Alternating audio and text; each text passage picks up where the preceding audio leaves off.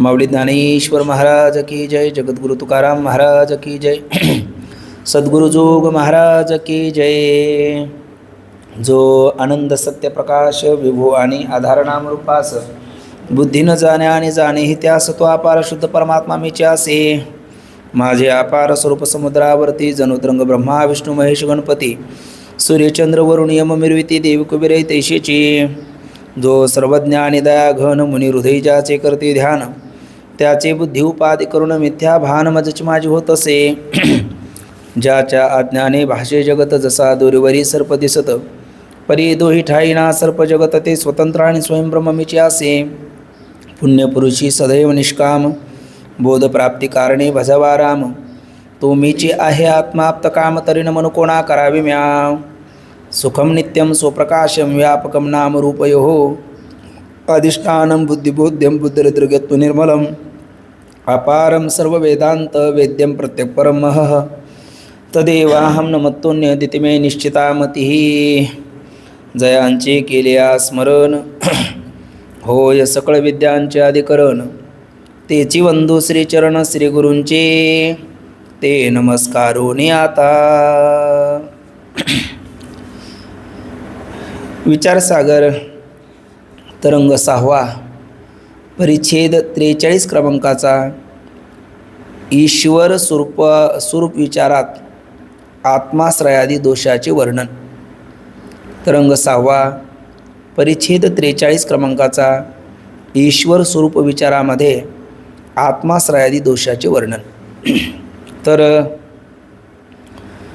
घागरमय सागर असं शांतीब्रह्म बाबा ज्या ग्रंथाबद्दल बोलतात नवे नवे बाबा म्हणत असतात हा विचारसागर नसून एक प्रकारचं ब्रह्मसूत्र इथपर्यंतचा समग्र विचार ज्याच्यामध्ये आलेला आहे असा विचारसागर ग्रंथातील या 5 तरंगाचा विचार पूर्ण करून 6व्या तरंगातील 21 क्रमांकाच्या परिच्छेदापासून चालू झालेला अग्रदेवाचा स्वप्न प्रपंचाचा विचार त्यामध्ये 28 क्रमांकाच्या परिच्छेदामध्ये अग्रदेवाने केलेले जे 3 प्रश्न आहे त्यातल्या पहिल्या प्रश्नाचा विचार 41 क्रमांकाच्या परिच्छेदापर्यंत पूर्ण आपण केला आणि द्वितीय प्रश्नाचा विचार या 42 क्रमांकाच्या परिच्छेदापासून ते पुढे 42, 43 आणि 44 अशा एकंदर 3 परिच्छेदामध्ये हा द्वितीय प्रश्नाचा विचार आलेला आहे. द्वितीय प्रश्न अग्रदेवाचा होता जगताचा कर्ता कोण. जगताचा कर्ता कोण यामध्ये म्हणजे जगताचा कर्ता कोण म्हणताना स्वभाववाद जडवाद आणि चिदवाद असे अनेक वाद जरी असलेत तरी प्रधान वादाचा काही विचार आपण काल केला. म्हणजे जगत स्वभावताच होतं का याचं कोणीतरी करता आहे. तर स्वभाववाद खंडित आहे का जगतामी न करता कुलालविन घटहा चित्रकार विना चित्र स्वतवे भवेत तदा. आक्षेपार्थाने आचार्य या श्लोकामध्ये विचारतात जगताचा कोणीच करता नाही असं आपण जर म्हणत असाल तर कुलाल विना घट भवेत उत्तराय न भवेत चित्रकार विना चित्र भवेत न भवेत. मग यदा कुलाल विना घट न भवेत चित्रकार विना चित्र न भवेत तदा जगत कर्तृविना जगतापि न भवेत. जगताचा कोणीतरी करता असल्याशिवाय जगत देखील होणार नाही. म्हणून जगताचा करता कोणीतरी आहे अर्थात स्वभाववाद खंडित आहे. त्याच्यानंतर म्हटले मग 2 गोष्टी आहे एक जड आहे आणि एक चेतन आहे. जड त्याला म्हणतात ज्याला स्वतःचंही ज्ञान नसतं अन्याचंही ज्ञान नसतं ते जड आहे. आणि चेतन त्याला म्हणतात अवेद्यत्वे सती अपरोक्ष रूपत्वम स्वयंप्रकाशत्वम. म्हणजे इतराचं प्रकाश करतं आणि त्याच्या प्रकाशनाकरता आणण्याची आवश्यकता नाही. त्याला चिद म्हणजे चेतन असं म्हणतो. स्वभाववाद जसा खंडित आहे तसा जडवादही खंडित आहे. जड जर स्वतःला जाणायला असमर्थ आहे तर ते जगत निर्मितीचं कारण प्रकृती होऊ कशी शकेल. म्हणून जडवादही खंडित झाला आणि त्याच्या पुढे चिदवाद आला. चिद म्हणजे चेतन त्यामध्ये 2 चेतन आहेत एक जीव आहे आणि 2 ईश्वर आहे. मग चेतन असणारा जीव या जगताचा करता आहे का तर उत्तर आहे नाही. का बरे. जीवाची उपाधी अविद्या आहे आणि अविद्या परतंत्र असणारा जीव हा अल्पज्ञ अल्पशक्तिमान परतंत्र आहे. त्या बाबतीत म्हटलेले मनसापि चिंतितुम अशक्य मनाने देखील या चित्रविचित्र जगताचं जीवचिंतन करायला जर असमर्थ असेल तर कृतीने तो जगताचा करता होईल कसा? का होणार नाही? तर म्हटले कर्त्याला कार्य निर्माण करायचं म्हटलं तर त्या कार्याचंही ज्ञान पाहिजे, ते कार्याचं जे उपादान कारण आहे त्याचंही ज्ञान पाहिजे. जसं की कुंभाराला घट करायचं म्हटला तर उपादान मृत्तिकेचंही ज्ञान लागतं, आणि मृत्तिकेचं ज्ञान असून चालत नाही, त्या मृत्तिकेचं घट कसं निर्माण करायचं याचंही ज्ञान लागतं. तसं कार्यरूप जगत निर्माण करायचं म्हटलं तर त्याचं कारणरूप माया हिचंही ज्ञान असलं पाहिजे, आणि कार्यरूप जगत याचंही ज्ञान असलं पाहिजे. मायेने जीव नाचवला जातो, मायाचं त्याला ज्ञान नाही. एवढं माहिती आहे त्याला अघटित घटनापटी आयशी माया, पण ही माया काय करते, कसं करते, काही त्याचं काही त्याला ज्ञान नाही. आणि माया आकळण्याला तो असमर्थ आहे. माया अधीन आहे, तो आहे, माया त्याच्या अधीन नाही. आणि कालची भाजी त्याला आज खाल्लेली आठवत नाही, तर कोणत्या जीवाचं काय कर्म आहे, त्याच्याद्वारा त्याला कोणतं भोग आहे तर भोग्य याची कशी निर्मिती केली पाहिजे, काही ज्ञान नाही जीवाला. म्हणून जीव जगाचा चेतनवादामध्ये जीववाद हा खंडितच आहे. असा जीववाद खंडित आहे तसा मग कोण आहे तर आता याला म्हणजे स्वभाववाद जर खंडित आहे, प्रकृतीवाद खंडित आहे अर्थात जडवाद, आणि जीववादही खंडित आहे, तर आता राहिला मग ईश्वरच या जगताचा कर्ता आहे. आणि मग त्यामध्ये काही प्रश्न होते पुन्हा. ईश्वर जर जगताचा कर्ता असेल तर तो ईश्वर परिच्छिन्न एकदेशी आहे का व्यापक आहे? आणि व्यापक असेल तर व्यापक आकाशात आपण सर्व आहोत, पण आपण आकाशाहून भिन्न आहोत. तसं व्यापक आकाशाहून जीव भिन्न आहे का अभिन्न आहे असे आहे ना, म्हणजे ईश्वराहून जीव भिन्न आहे का अभिन्न आहे, व्यापक ईश्वराहून जीव भिन्न आहे का अभिन्न आहे, असे काही त्याचे पोटप्रश्न होते. तर जीववाद, स्वभाववाद, जडवाद हा खंडित झाला. ईश्वरवादाची स्थापना म्हणजे ईश्वरानेच हे जगत निर्माण केलं, जेने हे विश्व निर्मिले, किंवा जयापासून सगळं महिमंडळ हे झाले, इथपर्यंत कालविचार आपण केला. पण मग तो ईश्वर एकदेशी परिच्छिन्न जगत करता असणारा ईश्वर हा एकदेशी परिच्छिन्न आहे का सर्व व्यापक आहे, हा एक प्रश्न बाकी राहिला.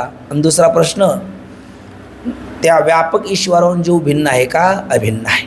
तर या दोन प्रश्नाची उत्तर आता जगताचा कर्ता कोण या प्रश्नात ते बाकी आहे, ते उत्तर आपण आता पाहूया. तर त्यामध्ये ईश्वर एकदेशी परिच्छिन्न आहे की व्यापक आहे जगताचा कर्ता असणारा ईश्वर? तर जगताचा कर्ता असणारा ईश्वर एकदेशी परिच्छिन्न आहे का व्यापक आहे या प्रश्नाचं उत्तर देत असताना ईश्वर एकदेशी परिच्छिन्न आहे असं म्हणता येत नाही. म्हणजे काय म्हणता येत नाही? त्रेतायुगामध्ये कृतत्रेता द्वापारकाली काय जब जब होई धर्म की हानी बाढई असुर अधिर अभिमानी तब तब प्रभुधरी विविध शरीरा हरवू कृपानिधी सज्जन फिरा, तुळशीदासजी बोलतात. आणि यदा यदा धर्मस्य ग्लानिर्भवति भारत अभ्युत्थानम धर्मस्य तदात्मानं सृजाम्यहं परित्राणाय साधूना विनाशाय च दुष्कृतां धर्मसंस्थापनार्थाय अहम संभवामी युगे युगे, परमात्मा बोलतात गीतेमध्ये. आणि भगवान ज्ञानोबा त्यावर भाष्य करताना भगवंताच्या मुखात ओवी ठेवतात, दैत्याचे कुळे नासी साधूचा बाणू घेवसी धर्मासी नीतीशी शेष भरी, असं परमात्मा बोलतात. आणि मग प्रत्येक युगामध्ये धर्माचं रक्षण, आपलं साधूंचं रक्षण, धर्माची स्थापना आणि दुर्जनाचा एक प्रकारचा संहार हे कार्य करत असताना सत्ययुगामध्ये नृष्य रूपात आले, एकदेशी दिसतात परमात्मा, परिच्छिन्न दिसतात. त्रेतायुगामध्ये रामरूपात आले, ते एकदेशी परिच्छिन्न आहे. द्वापार युगामध्ये कृष्ण रूपात पाहिलं तर तेही एकदेशी परिच्छिन्न आहे. आणि कलियुगामध्ये द्वारकेचे केरे आले याची ठाया पुढे भक्तराया चोजवीत, असं म्हणा. काय नेनो ब्रह्ममार्ग चुकले म्हटलं तरी ते एकदेशीच दिसतात ना आपल्याला, मग ते एकदेशी परिच्छिन्नच मानले पाहिजे असा पूर्वपक्ष बोलतो. म्हटले बाबा रे, संत असंही सांगतात, दिसतो हा तैसा नव्हे सर्वा घटी व्यापक, विठ्ठल जळी स्थळी भरला रेता ठाव नाही उरला, आज मी या दृष्टीने पाहिला विठ्ठलची विठ्ठलची, असंही संतांनी सांगितलेलं आहे ना. हो हो हो, पण दिसताना तर काय दिसतं आपल्याला, अनुभवाचा आपला नामनिषेध करता येत नाही ना. मग परमात्मा एकदेशी परिच्छिन्नच दिसतो, म्हणून तो एकदेशी परिच्छिन्न माना असं पूर्वपक्ष म्हणतो. परमात्मा एकदेशी परिच्छिन्न माना म्हणजे मग जो परमात्मा एकदेशी परिच्छिन्न मानला, एकदेशी म्हणजे त्याचा देशाने अंत झाला, म्हणजे तो एका देशात आहे एका देशात नाही. अयोध्येत आहे तर मग तो लंकेत नाही, लंकेत आहे तर अयोध्येत नाही. द्वारकेत आहे तर पांडवाच्या घरी नाही, पांडवाच्या घरी आहे तर द्वारकेत नाही. पंढरपुरात आहे तर इतरत्र नाही. म्हणजे एकदेशी परिच्छिन्न मानल्याच्या नंतर त्याचा देशाने अंत होईल, आणि ज्याचा देशाने अंत झाला की त्याचा कालाने अंत होतो. म्हणजे तो एका कालात आहे एका कालात नाही. नृष्यरूप कृतयुगात आहे इतर 3 युगात नाही. रामरूप त्रेतायुगात आहे इतर 3 युगात नाही. कृष्णरूप द्वापार युगात आहे, इतर 3 युगात नाही. आपला तर पंढरीधीश पांडुरंग परमात्मा हा आता या कलियुगात आहे, इतर युगात नाही असं पूर्वपक्ष म्हणतो. कारण तो एकदेशी आहे, म्हणजे देशाने अंत झाला का त्याचा कालाने अंत होतो. यत कृतकम तद अनित्यम, जे कृतक असतं म्हणजे परिचिन्न मानला, एकदेशी सारखा देशानांत देशानांत त्याचा कालाने अंत, आणि ज्याचा देशाने कालाने अंत असतो त्याचा वस्तूने अंत असतोच असतो. मग देशकाल वस्तू परिच्छिन्न जी वस्तू असते ती साधी असते, म्हणजे जन्य असते, अर्थात ईश्वर झाला जन्य. आणि मग त्यात काय नवल आहे? घटजन्य आहे ना, घटाचा करता कुलाला सुद्धा काय आहे? जन्य आहे. तसं जगतरूपी घटजन्य आहे, तर जगताचा करता असणारा ईश्वर सुद्धा जन्य, तोही जन्य माना. म्हणजे ठीक आहे, पूर्वपक्षाला बोलतात जन्य मानू, पण मग त्याचा जनक कोण सांग? ईश्वर जर जन्य आहे तर त्याचा जनक कोण? म्हणजे ईश्वर जन्य आहे त्याचा जनक कोण? हे काय बोलता? अरे बाबा, घटजन्य आहे ना, मग घट स्वतः जन्म झाला. भूमी आतून स्वयंभ काय घड्या गाडग्याची निघती कोंब बोललो की नाही, ते कुलाल मतीचे गर्भ म्हटले की. घट जर जन्य आहे तर त्याचा जनक कोण आहे? कुलाल आहे ना. मग कुलाल जन्य तर त्याचा जन्य कोण आहे? कुलाल पिता आहे. तसं जगतजन्य आहे, बरोबर आहे, जेणे हे विश्व निर्मिले. पण जगताचा जनक असणारा ईश्वरसुद्धा एकदिशी परिच्छिन्न मानला तर तो जन्य ठरेल. मग त्याचा जनक सांगावा लागेल. त्याचा जनक सांगावा लागेल म्हणजे त्याचा जनक तोच आहे. पूर्वपक्ष काय म्हणतो? ईश्वराचा जनक कोण आहे? ईश्वरच आहे. स्वतःला त्याने जन्माला घातलं म्हणले. मग हे तर स्वस्कंदारोहण नावाच्या दोषाप्रमाणे झालं. तुम्ही पाठाला कसे आलात म्हणजे मी खांद्यावर बसून आलो. कोणाच्या? मी माझ्याच खांद्यावर बसून आलो. अरे वा, असं कसं शक्य आहे? स्वतः आपण आपल्या खांद्यावर कसं बसू शकतो? तसा ईश्वर स्वतः ईश्वराच्या खांद्यावर बसेल कसा? म्हणजे ईश्वरच ईश्वराचा जनक होईल कसा? नाही म्हटले कसा, त्यात माना की. मानायला काय हरकत आहे? म्हणजे मानायला काय हरकत आहे, पण ते सदोष विधान मान्य होत नाही ना शास्त्रामध्ये. जसं कपिलत्वम गोलक्षणम, अव्याप्ती दोष आला होता. शृंगित्वम गोलक्षणम, अतिव्याप्ती दोष आला होता. एकशपवत्वम गोलक्षणम, असंभव नावाचा दोष आला होता. तसं ईश्वराचा जनक ईश्वरच आहे असं म्हणलं तर त्या ठिकाणी आत्माश्रय नावाचा दोष होतो. आत्माश्रय दोष किंवा त्याला कर्मकर्तृ विरोध नावाचा दोष असंही म्हटलं तरी चालतं. म्हणजे आपणच आपल्या जन्माला कारण होणं हा कर्मकर्तृविरोध किंवा आत्माश्रय नावाचा दोष म्हणतात. आता कर्मकर्तृविरोध दोष म्हणजे काय? कर्ता कधी कर्म होत नाही, कर्म कधी कर्ता होत नाही. कर्म आणि कर्ता दोन भिन्न असतात, द्रष्टादृश्यात भिन्न. घट हे काय आहे? कर्म आहे. आणि मग घटकर्म घटानेच घटाला जन्माला घातला असं होतं का? नाही, घटकर्म असल्यामुळे काही नाही, करता नाही. आणि कुंभार कोण आहे? करता आहे, कुलाल. मग कुलाल काही नाही, कर्म नाही. म्हणजे करता कुलाल, कर्म होत नाही, आणि कर्म घट करता होत नाही. आणि घटच कर्म घटच करता मानला तर काय कर्मकर्तृ विरोध नावाचा दोष येतो. म्हणजेच आश्रय कधी विषय होत नाही, विषय कधी आश्रय होत नाही. म्हणजे घटाचा आश्रय कोण?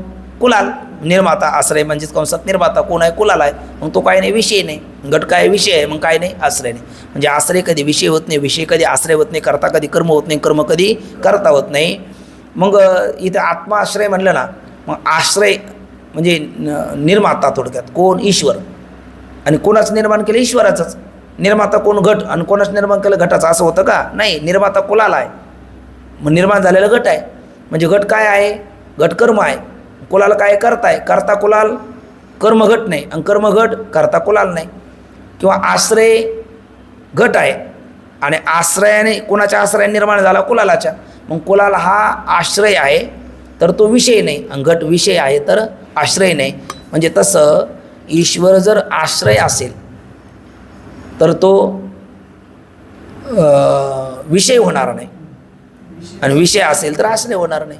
ईश्वर जर करता असेल तर कर्म होणार नाही, आणि कर्म असेल तर कर्ता होणार नाही. म्हणून ईश्वरच ईश्वराचा कर्ता मानला तर आत्माश्रय किंवा कर्मकर्तृ विरोध नावाचा दोष येतो, आणि सदोष विधान हे शास्त्रात मान्य होत नाही असं पहिले बोलतात. म्हणून ईश्वराचा करता ईश्वर मानता येत नाही, ते पहिलं बोलतात. आपण एक दोष, त्याचा आशय आणि विषय वाचन सोबत चालूया. 1 मिनटं थांबव बरं बाबा. किंवा कर्मकर्तृ नावाचा विरोध दोष, कर्मकर्तृ विरोध नावाचा दोष येईल कधी? ईश्वर एकदेशी परिच्छिन्न मानल्याच्या नंतर. ते सांगताना बोलतात बघा, ईश्वर स्वरूप विचारात आत्माश्रयादी दोषाचं वर्णन. त्यातला पहिला आत्माश्रय नावाचा दोष. कसं बोलतात? आत्माश्रय म्हणजेच तो ईश्वर सर्वव्यापक आहे. मुळात सिद्धांतामध्ये तर ईश्वर सर्वव्यापक आहे, पण मग पूर्वपक्षाने विचारलं तर ईश्वर जर एकदेशी परिच्छिन्न मानला तर काय अडचण येईल, तर त्याला सांगतात हा आत्माश्रय दोष येईल. कसा बघा, जर एकदेशी अंगीकारावा, ईश्वर तर व्यापकच आहे, पण जर एकदेशी दिसतो तसाच आपण एकदेशी मानला, कारण दिसतो तसा तो नाही, दिसायला तो परिच्छिन्न असला तरी असायला तो व्यापक आहे, पण जसा दिसायला परिच्छिन्न आहे तसाच असायलाही परिच्छिन्न असा जर मानला तर काय अडचण येईल ते सांगताना म्हणतात, जर एकदेशी अंगीकारावा तर त्याचा नामता ईश्वराचा, जगतकर्त्या ईश्वराचा देशाने अंत होईल, कारण तो एका देशात आहे अन्य देशात नाही, आणि देशाने अंत असल्यामुळे त्याचा कालाने अंत होईल, कारण ठरलेलं आहे जी वस्तू एका देशाने तिचा अंत होतो ना, तिचा कालाने सुद्धा अंत होतच होतो. आणि मग देशाने अंत झाला का कालाने अंत होईल, आणि अशा अंतवान मानला कोण ईश्वर तर तो अनित्य होईल, अनित्यत्व येईल. बरं ठीक आहे, आला अनित्यत्व तर अरे बाबा जे अनित्य असते ते कर्त्यापासून उत्पन्न होणारे असते. घट अनित्य आहे की नाही, म्हणून तो कुंभारापासून उत्पन्न होणारा आहे, कुलालापासून उत्पन्न होणार आहे. मुलगा अनित्य आहे, तो मात्यापित्यापासून जन्माला येणारा आहे. तसा ईश्वर जर अनित्य मानला तर तोही जन्माला येणारा असं होईल. मग त्याचा जनक आपल्याला सांगावा लागेल, आणि तो तर सांगता येत नाही. मग ईश्वराचाही कोणी कर्ता मानावा लागेल, कारण तुम्ही म्हणाल नाही ना ईश्वर ईश्वरापासूनच जन्माला आला, तर त्याचं उत्तर देतात आपणच आपला कर्ता होत नाही, कारण आपणच आपला कर्ता मानला तर आत्माश्रय नावाचा दोष येतो, किंवा कर्मकर्तृविरोध नावाचा दोष येतो. जर आपणच आपला कर्ता मानावा तर आत्माश्रय दोष येईल. आत्माश्रय दोष येईल म्हणजे कर्ता कधी कर्म होत नाही, कर्म कधी कर्ता होत नाही, आणि कर्म काढता एकच मानला तर आत्माश्रय दोष होतो. आश्रय कधी विषय होत नाही, विषय कधी आश्रय होत नाही, आणि विषय आश्रय कर्माकर्ता एकच मानला तर कर्मकर्तृ किंवा आत्माश्रय नावाचा दोष येतो, आणि असं सदोष विधान हे शास्त्राला मान्य होत नाही. जेव्हा क्रियेचा कर्ता व कर्म म्हणजेच कर्ता म्हणजेच आश्रय आणि कर्म म्हणजेच विषय हे एकच असते, तेव्हा तेथे आत्माश्रय दोष येतो. उदाहरण द्या, जसा कोलाल क्रियेचा काय कर्ता आहे म्हणजे घटरूपी क्रिया आहे किंवा घटरूपी कर्म आहे, आणि त्याचा कर्ता कोण आहे, कोलाल त्याचा कर्ता आहे, आणि घट हे कर्म आहे, आणि दोन्ही एक नाही, काय ते भिन्न आहे. तसा ईश्वर त्याचा कर्ता ईश्वरच मानता येणार नाही, कर्ता त्यापासून भिन्नच मानावा लागेल. तसं घटरूपी कर्माचा कर्ता कोलाला आपण भिन्न मानतो, तशी ईश्वर जर जन्य म्हणलं का तो होईल कर्म, आणि त्याचा कर्ता त्याहून आपल्याला भिन्न मानावा लागेल, आणि नाही मानला तर आत्माश्रय किंवा कर्मकर्तृविरोध नावाचा दोष येईल.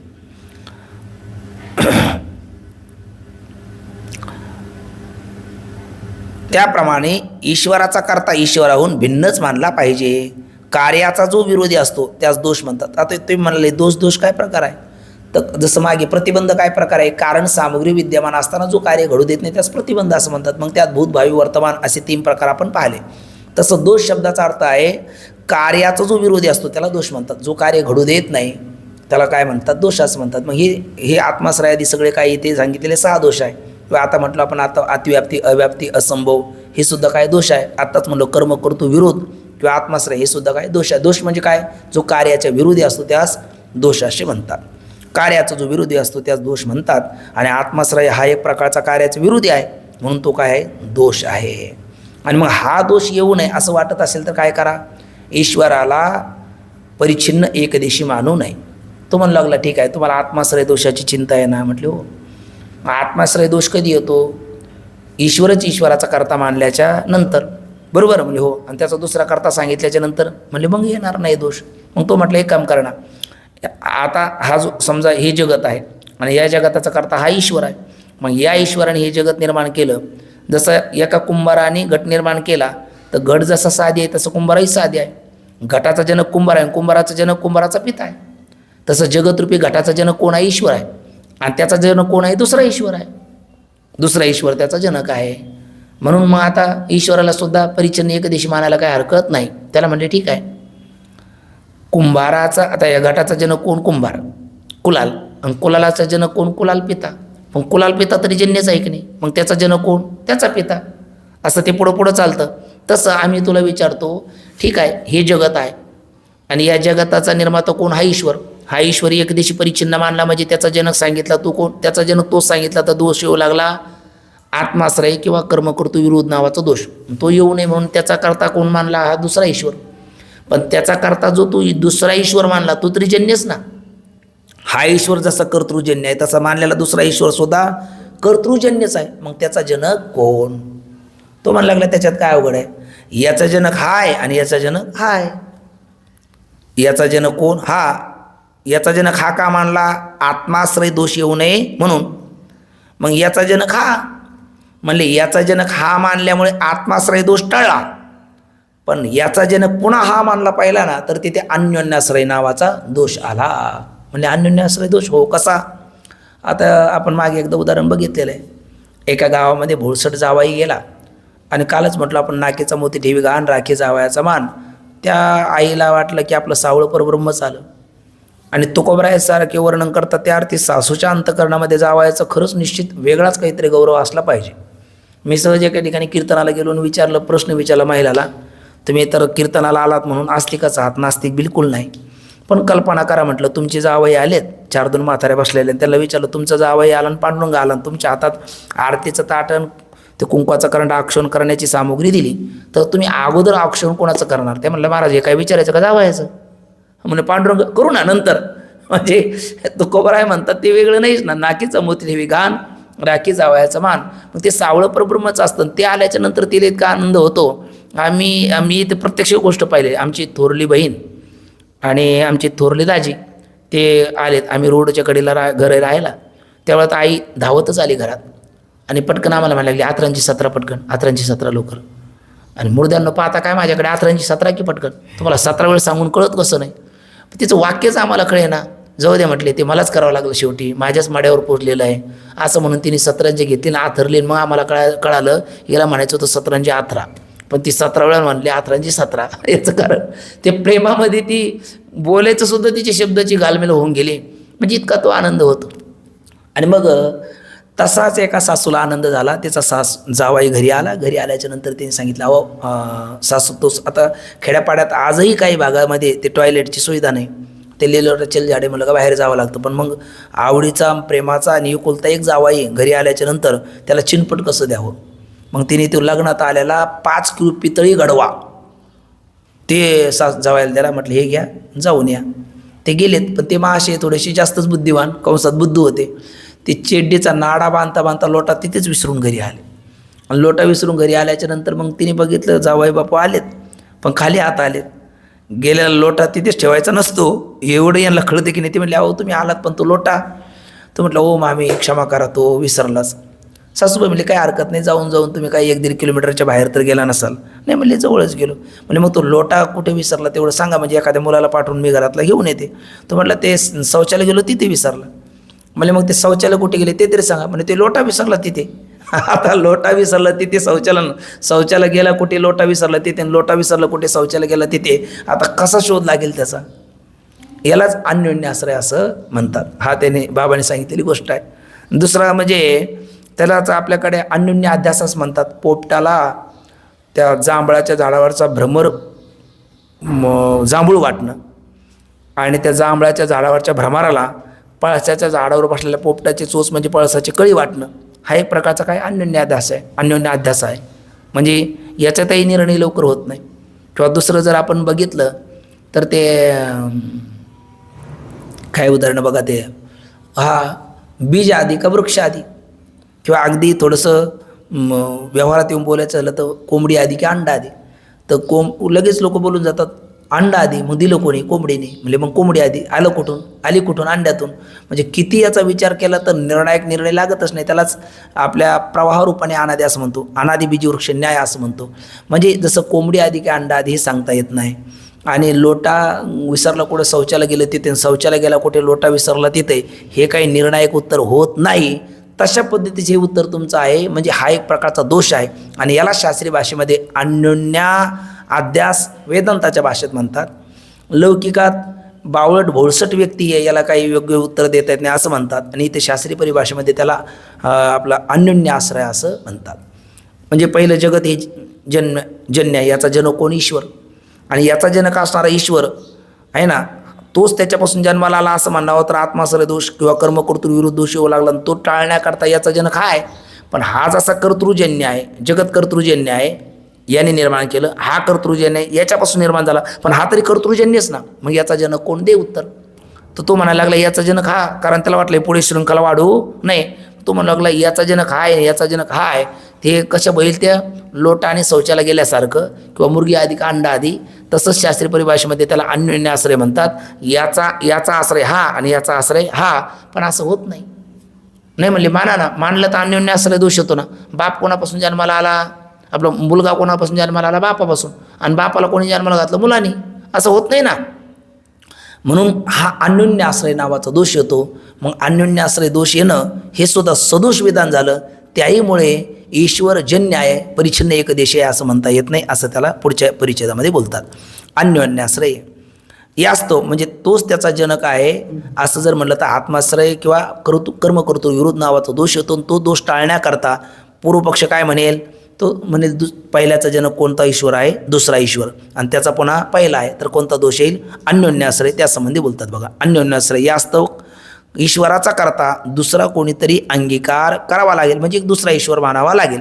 पण त्यासही प्रथम कर्त्याप्रमाणेच कर्तृजन्य कर. पहिला ईश्वर जसा कर्तृजन्य आहे तसा दुसरा ईश्वर सुद्धा कर्तृजन्यच म्हटला पाहिजे. आणि मग त्या दुसऱ्या कर्त्याला पुन्हा तिसरा मानावा लागेल.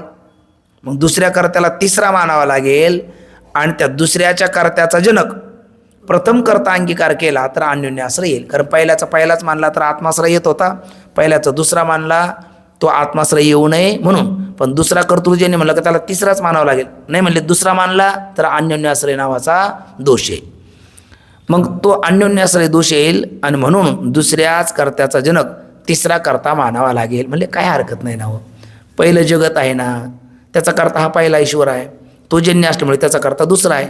त्याचा तोच मानला तर आत्माश्रय येत होता, दुसरा मानला आणि दुसऱ्याचा पहिला मानला तर अन्योन्याश्रय येतो. मग त्याच्याकरता आपण काय करू, हे जगत आहे ना, जगताचा जन्माला घालणारा ईश्वर आहे, त्याचा कर्ता हा आहे आणि याचा कर्ता हा आहे, तिसरा आहे. अरे म्हणले पण तिसरा तरी कर्तृजन्यच ना. त्याला काय म्हणले, तिसरा तरी काय आहे, कर्तृजन्यच आहे. मग तिसरा जर कर्तृजन्य आहे तर त्याचा कर्ता कोण, तर त्याचा चौथा मानला तर मग पुन्हा ती परंपरा वाढायला लागली. मग तो म्हणायला लागला, हे बघा पहिल्याचा पहिला मानला तर आत्माश्रय येत होता, पहिल्याचा दुसरा आणि दुसऱ्याचा पहिला मानला तर चक्रकापत्ती येत होता. म्हणून आत्माश्रय येऊन आत्माश्रय येऊ नये म्हणून तुम्ही दुसरा मानला, आणि दुसऱ्याचा पहिला मानला तर काय येऊ लागला, अन्योन्याश्रय. तो येऊ नये म्हणून तुम्ही आता तिसरा मानला. ठीक आहे. मग पहिल्याचा दुसरा मानल्यामुळे पहिला दोष टळला, कोणता, आत्माश्रय. दुसऱ्याचा पहिला मानला तर पुन्हा अन्योन्याश्रय येत होता, तो टाळण्याकरता तिसरा मानला म्हणून दुसराही दोष टळला. पण मग तिसरा तरी आता काय आहे, कर्तृजन्यच आहे. त्याचा कर्ता कोण, तो म्हणला एक काम करा, त्याचा कर्ता पुन्हा दुसरा मानला तर काय येईल, इथे पुन्हा अन्योन्याश्रय येईल जसं इथे येत होता, आणि तोच त्याचा मानला तर आत्माश्रय येईल. मग अन्योन्याश्रय किंवा आत्माश्रय येऊ द्यायचं नाही ना. मग काय करा, पहिल्याचा दुसरा आहे, दुसऱ्याचा तिसरा आहे, तिसऱ्याचा पहिला आहे. तिसरा कोणापासून जन्माला आला, पहिल्यापासून जन्माला आला असं माना. म्हणजे असं मानल्याच्या नंतर आत्माश्रय टाळला, कर्मकर्तृ टाळला आणि अन्योन्याश्रय टाळला, पण तिसरा आला. म्हणजे कोणता, तिसरा आला चक्रकापत्ती नावाचा दोष. म्हणजे चक्रकापत्ती दोष कशाला म्हणतात, हे चक्रकापत्ती म्हणजे परस्पराची अपेक्षा असणं, याला चक्रकापत्ती दोष म्हणतात. हा दोष का मग, कारण यामुळे कार्य कारण भावाची जी परंपरा आहे ती सतत फिरत राहते, आणि सतत फिरत राहत असल्यामुळे कोणता कार्य आहे कोणता कर्ता आहे, कोण कारण आहे कोण कार्य आहे, कोण कर्म आहे कोण कर्ता आहे, हा निर्णयच होत नाही. इथले इथेच बघा, हा या जगताच्या दृष्टीने पाहिलं तर हा कर्ता ठरला, जगत कर्म ठरलं. पण हा एकदेशी आणि साधी मानल्यामुळे त्याचा तो म्हणता आला नाही, म्हणून हा ठरला आता कार्य आणि हा ठरला कर्ता. पण मग हा कार्यच राहिला का कर्ता राहिला. जगताच्या दृष्टीने पाहिलं तर हा कर्ता झाला आणि याच्या दृष्टीने पाहिलं तर कर्म झाला. मग हा कर्म का कर्ता निर्णय नाही झाला, कारण इकून पाहिलं तर हा कर्म ठरतो, इकून पाहिलं तर कर्ता ठरतो. आपलं इकून पाहिलं तर कर्ता ठरतो आणि इकून पाहिलं तर कर्म ठरतो. त्याच पद्धतीने याची स्थिती तीच आहे. हा याच्या दृष्टीने बघितलं तर कर्ता आहे, पण याच्या दृष्टीने बघितलं तर कर्म आहे. तसंच इकडे बघा, हा याच्या दृष्टीने बघितलं तर कर्ता आहे, पण याच्या दृष्टीने बघितलं तर कर्म आहे. म्हणजे कर्म का करता, करता का कर्म, हा काही निर्णयच होत नाही. मग त्याच्यामुळे हा कर्म म्हणजे परस्पराची अपेक्षा असल्यामुळे कोणता नेमका कर्ता आहे आणि कोणता नेमका कर्म आहे हेच न ठरल्यामुळे जगतरूपी कर्म हे कोणत्या कर्त्यापासून निर्माण झालं ठरतं, ते कारण हे कर्म एका कर्ता यांचाच निर्णय झाला नाही. आणि हा निर्णय न होणं याला चक्रकापत्ती नावाचा दोष म्हणतात. हे चक्र सतत फिरत राहणं, परस्पराची अपेक्षा असणं, आणि या चक्रामुळे इंग्रज चक्रात आले. ह्या कर्मकर्तृ विरोध नावाचा दोष हा चक्रकापत्तीमुळे इंग्रज चक्रात आलेत. यांना स्वराज्य द्यावं तर कसं द्यावं. झालं काय, एक इतिहास बाबा इथे गोष्ट सांगत असतात. स्वातंत्र्यवीर बाळ गंगाधर लोकमान्य टिळक, स्वातंत्र्यवीर सावरकर यांनी जसं तसं ते स्वराज्य हा माझा जन्मसिद्ध हक्क आहे तो मी मिळवणारच, हा नारा टिळकांचाच ना. स्वातंत्र्यवीर बाळ गंगाधर लोकमान्य टिळक त्यांनी नाराज केला काय, स्वातंत्र्य हा माझा जन्मसिद्ध हक्क आहे तो मी मिळवणारच. बरं ठीक आहे, मग तो मी मिळवणारच असं म्हणताना ते नारायण मग त्यांच्या पाठीमागे मनुष्यबळ उभं राहिलं. कारण एकीचं कार्य नाही, संघे शक्ती कलियुगामध्ये संघात समुदायात शक्ती आहे. आणि मग अनेक क्रांतीवीर त्यांच्या पाठीशी उभे राहिले. आणि मग इंग्रजाला भीती वाटायला लागली, हे असेच जरी एक होत राहिले आणि यांची एकी वाढत राहिली तर एक दिवस आपल्याला हा देश सोडून जावं लागेल. पण तसं तर करायचं नाही. मग आपण काय करू, इंग्रजांनी एक शकुनी डावपेच खेळला. ते म्हणायला लागले बहुमताला किंमत आहे, लोकशाही तुमच्या देशात आहे, मग तुम्ही काय करा, तुम्हाला कोणाकोणाला स्वातंत्र्य पाहिजे अशी सह्या द्या.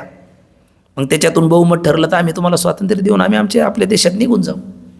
पण याच्यात त्यांचा शकुनी डाव काय होता, याच्यात सह्या करायच्या ठरल्या तर जो यांचा मेन नेता आहे, कारण यांनी छुपा रुस्तुम अशा पद्धतीने ते कार्य चालवलं होतं. नजरेत तर त्यांचे यायचं नाही, कार्य तर केल्याशिवाय राहायचं नाही. म्हणजे व्यवहारात म्हणतात बोलायचं नाही, करणीला चुकायचं नाही. पण अशा पद्धतीने यांचा उद्गाता, यांच्यामध्ये क्रांतीची ज्योत भडकावणारा कोण आहे, यांना भडकावणारा कोण आहे, यांच्या धमन्यातलं रक्त शिथिल झालं त्यांना प्रज्वलित करणारा कोण आहे हे त्यांना बघायचं होतं. आणि सह्या तो पहिला करेल आणि मग त्याच्या खाली बाकी सह्या करतील, आणि तो मुख्य एकदा पकडला का त्या क्रांतीला काय होईल, आळा येईल, असा त्यांच्या अंतकरणातला शकुनी डावपेच. पण लोकमान्य बाळ गंगाधर टिळक हे जरा बुद्धिमान असल्यामुळे त्यांच्या अंतकरणाचा डाव त्यांनी हेरला.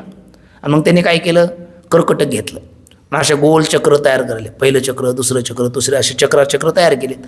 आणि त्या पहिल्या चक्रात पहिली सही त्यांनी केली, म्हणजे करा पुढची, असं ते चक्र पूर्ण झालं. दुसरं चक्र पूर्ण, तिसरं चक्र पूर्ण, अशा चक्रात सह्या केल्या आणि ते इंद्राला दिली, चक्रवले ना. त्याच्यातला कोणता आहे त्यांना काही निर्णय झाला नाही. कारण हे चक्र आता फिरतं झालं ना. ते सही करताना पहिली दिसली, पण त्यावेळेला ज्यांनी पहिली सही केली त्यावेळेला ते तिथे हजर नाही, आणि ते चक्र पूर्ण झालं त्यावेळेला ते चक्रावून गेले, कोणती सही. तसा प्रकार इथे झाला. कार्य कारण भावाची परंपरा ही सतत फिरत राहिल्यामुळे नेमकं हे तीन जे मानले तुम्ही, हे कर्म आहे का करताय हाच निर्णय नाही, तर जगतरूपी कर्माचा यातला कोणता ईश्वर करता हे निर्णय घ्यायला जड चाललं. हे चक्र परंपरा फिरत राहिल्यामुळे. किंवा अगदी दुसरं उदाहरण पाहायला चाललं तर ते राहट गाडग्याचं माळ, ती माळ बांधताना पहिलं मडकं कोणतं होतं सांगता येतं, पण ती एकदा माळ बांधून फिरायला लागल्याच्या नंतर पहिलं मडकं कोणतं, याच्या पुढचं हे एवढंच बोलता येतं, त्यातलं पहिलं मडकं कोणतं आहे हे आपल्याला निर्णय घेता येत नाही. आणि तिसरं उदाहरण अगदी त्याला शास्त्रीय पुरावा द्यायचा म्हटलं तर उपजेते नाशेले ते पुनरपिदिशे, हे घटिका यंत्र जैसे परिभ्रमेगा. त्याच्यामुळे त्यातला कार्यकारण भावाची परंपरा निर्णय काय होत नाही, कारण प्रत्येकाला प्रत्येकाची अपेक्षा आहे. या जगताला जशी याची अपेक्षा आहे, याला जगताची नाही म्हणा, पण इथून पुढे या तिघात जर पाहिलं तर याला याची याला पण याची आहे ना. परस्परावलंबी ते असल्यामुळे कोणता नेमका कर्ता आहे, कोण कर्म आहे हा निर्णय न झाल्यामुळे जगत कोणत्या कर्त्यापासून निर्माण झालं हा काही निर्णय होणार नाही. चक्रकापत्ती नावाचा दोष आहे. अरे म्हटले हाही दोष टळला पाहिजे. मग काय करा, पहिल्याचा पहिला मानला आत्माश्रय येऊ लागला, पहिल्याचा दुसरा त्याच्याकरता मानला, दुसऱ्याचा पहिला मानला तर अन्योन्याश्रय येऊ लागला, तो येऊ नये म्हणून तिसरा मानला, तिसऱ्याचा पहिला मानला तर चक्रकापत्ती येऊ लागला, तो येऊ नये म्हणून आता चौथा माना. मग हे जगत याचा करता पहिला ईश्वर, त्याचा तोच म्हणला तर आत्माश्रय येतो तो टाळण्याकरता दुसरा ईश्वर, दुसऱ्याचा पहिला म्हणला तर अन्योन्याश्रय येतो ते टाळण्याकरता तिसरा ईश्वर, तिसऱ्याचा पहिला म्हणला तर चक्रकापत्ती येतो ना मग तो टाळण्याकरता चौथा ईश्वर. म्हणले चौथ्याचा पाचवा, पाचव्याचा सहावा.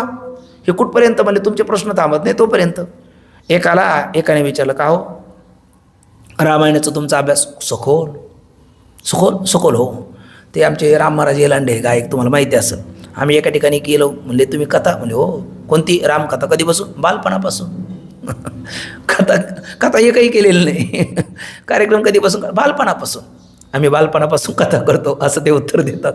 तसं या ठिकाणी रामायणाचा तुमचा सखोल अभ्यास, म्हणजे खूप सखोल अभ्यास, म्हणजे अगदी परंपरा अगदी 7 नाही 10 पिढ्यापासून आम्ही सगळं उत्तर देऊ शकतो. वा वा वा चांगली उत्तर आहे.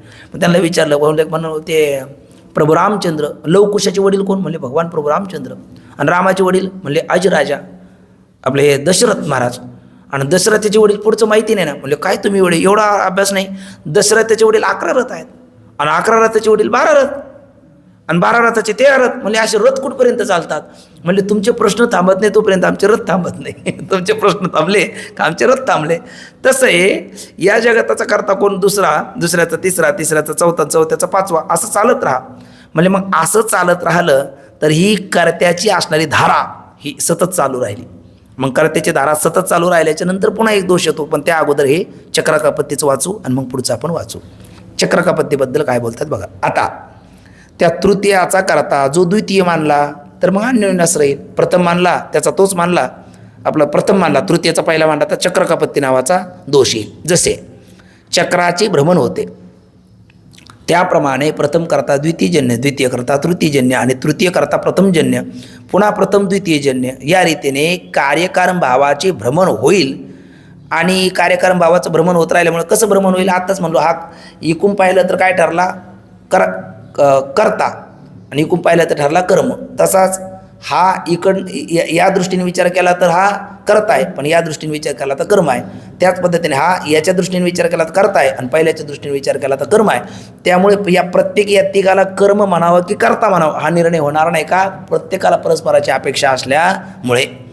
आणि चक्रकापत्ती या दोषामध्ये मग किंवा चक्रामध्ये सर्वांचीच परस्पराची एक प्रकारची अपेक्षा असते. एका वाचून एकाची सिद्धी होत नाही. कोणाचीही सिद्धी म्हणजे एकाची अपेक्षा म्हणजे एक पैकी एक जर स्वीकारला नाही, म्हणजे पत्नी जर स्वीकारली नाही तर याचा पतीपणा राहत नाही आणि पती जर स्वीकारला नाही तर तिचा पत्नीपणा राहत नाही. मग दोघाला पती पत्नी रूपाने जगामध्ये नांदायचं म्हणलं तर दोघाला परस्पराची अपेक्षा आहे. तसं यांना तिघाला सुद्धा परस्पराची अपेक्षा आहे चक्रकापत्तीमध्ये. म्हणून अन्योन्य आश्रय दोषात दोघाची अपेक्षा असते परस्पराला आणि चक्रकापत्तीमध्ये प्रत्येकाची काय असते अपेक्षा असते. आता सहज वाटून जातो हे बघा, याला अपेक्षा आहे याची आणि याला अपेक्षा आहे याची आहे ना, पण मग याला कोण अपेक्षा आहे. अहो याला सुद्धा याच्याशिवाय करता म्हणता येत नाही, याच्याशिवाय कर्म म्हणता येत नाही. तसंच याला देखील याच्या विना याला कर्म म्हणता येत नाही, याच्या विना कर्ता म्हणता येत नाही. म्हणजे परस्पराची अपेक्षा तिथे असणारच असणार. म्हणून अन्योन्याश्रय दोषात दोघांची परस्पर अपेक्षा असते. एकाची सिद्धी झाल्या वाचून दुसऱ्याची सिद्धी अन्योन्याश्रय दोषात होत नाही आणि चक्रकापत्तीमध्ये तिघा वाचून तिघाची सिद्धी होत नाही. उदाहरण देतात. कुलालाचा करता कोण, स्वतः कुलाल नाही, स्वतः तोच त्याच्या जन्माला कसं कारण ठरेल. मग कुलालाचा करता कोण, कुलाल पिता, आणि कुलाल पित्याचा करता कुलाल प्रपिता, आणि कुलाल प्रपित्याचं करता कुलाल प्रपितामह. आता कुलालाचा करता स्वतः कुलाल म्हणला तर आत्माश्रय, कुलालाच करता कुलाल पिता, कुलाल पित्याचा कुलाल म्हणलं तर अन्योन्याश्रय. कुलालच करता कुलाल पिता, कुलाल पित्याचा करता कुलाल प्रपिता, आणि कुलाल प्रपित्याचा करता कुलाल म्हणलं चक्रकापत्ती. म्हणजे असा हा दोष येत राहील ते बोलतात. म्हणून कुलालाचा करता स्वतः कुलाल नाही तर कुलालाचा पिता करता आहे. तसा प्रथम जो ईश्वर करता, प्रथम ईश्वर जो जगताचा करता असं म्हणा, त्याचा अन्य करता मानला पाहिजे. कारण तोच त्याचा करता मानला तर पहिला दोष आत्माश्रय, त्याचा दुसऱ्याचा पहिला मानला तर अन्योन्याश्रय, पहिल्याचा दुसरा, दुसऱ्याचा तिसरा, तिसऱ्याचा पुन्हा पहिला मानला तर चक्रकापत्ती. तसंच देतात. आणि कुलाल पिता आपल्या पुत्रापासून म्हणजे आजोबा नातवापासून जन्माला आला असं म्हणता येत नाही. मग आजोबा कोणापासून म्हणावं लागेल, पंजोबापासूनच म्हणावा लागेल. आणि कुलाल पिता आपल्या पुत्रापासून उत्पन्न होत नाही तर आपल्या पित्यापासून उत्पन्न होतो. तसा द्वितीय करता प्रथम कर्त्यापासून होत नाही तर अन्य कर्त्यापासूनच म्हटला पाहिजे. आणि जो कुलालाचा पितामह म्हणजे कुलालाचा पितामह म्हणजे कुलाल पिता, कुलाल पितामह म्हणजे आजोबा. जो कुलालाचा पितामह तो कुलाल किंवा त्याच्या पित्यापासून, कुलाल म्हणा किंवा त्याच्या पित्यापासून म्हणजे कुलाल म्हणजे मुलापासून, नातवापासून किंवा मुलापासून तो आजोबा निर्माण झाला असं म्हणता येत नाही. तो पंजोबापासूनच म्हणावा लागेल. त्याच्या पित्यापासून उत्पन्न होत नाही तर तो चतुर्थ जो कुलालाचा प्रपितामह म्हणजे पंजोबा त्यापासूनच उत्पन्न होतो. तसा तृतीय करता प्रथमपासून, तृतीय करता त्याच्यापासूनच उत्पन्न होतो म्हणलं तर आत्माश्रय, त्याच्या अगोदरच्यापासून निर्माण होतो म्हणलं तर अन्योन्याश्रय, पहिल्यापासून निर्माण होतो म्हणलं तर चक्रकापत्ती. मग त्याच्याकरता आता त्या तिसऱ्याचा करता चौथा आपल्याला मानावा लागेल. तसं तृतीय करता प्रथम किंवा द्वितीय कर्त्यापासून उत्पन्न होत नाही, मग तो चतुर्थ कर्त्यापासून, आणि चतुर्थ कर्ता 5व्या कर्त्यापासून. म्हणजे 5वा 6व्यापासून. ते म्हणलं आपण रथ थांबत नाही, तशा पद्धतीचे उत्तर. असं जर मानलं तर याला शास्त्रीय परिभाषेमध्ये अनवस्था दोष असं म्हणतात. याने काय होतं, ही कर्त्याची धारा सतत वाढत जाणं. म्हणजे कर्त्याची धारा अविच्छिन्नपणाने जर वाढत राहिली तर कोणत्या कर्त्यापासून नेमकं हे जगत झालं सांगता येत नाही. कारण ह्या जगताचा कर्ता हा, याचा हा, याचा हा, याचा हा असं चालत राहिला तर नेमकं या किती कर्ते मानले ना तुम्ही. मग या अनेक कर्त्यापैकी कोणत्या कर्त्यापासून जगत निर्माण झालं याचा निर्णय होणार नाही. कोणत्या दोषामध्ये? अनवस्था नावाच्या दोषामध्ये. ते सांगताना बोलतात बघा. 4था, म्हणून चतुर्थ कर्ता म्हणजे तृतीयाचा चतुर्थ कर्ता अंगीकार करावा लागेल आणि याच परंपरेने चतुर्थाचा म्हणून 5वा, 5व्याचा 6वा अशी शृंखला वाढत राहील. मग 5वा कर्ता अंगीकार करावा लागेल व त्यामुळे काय होईल, त्यालाच अनवस्था दोष असं म्हणतात. अनवस्था नावाचा दोष आहे.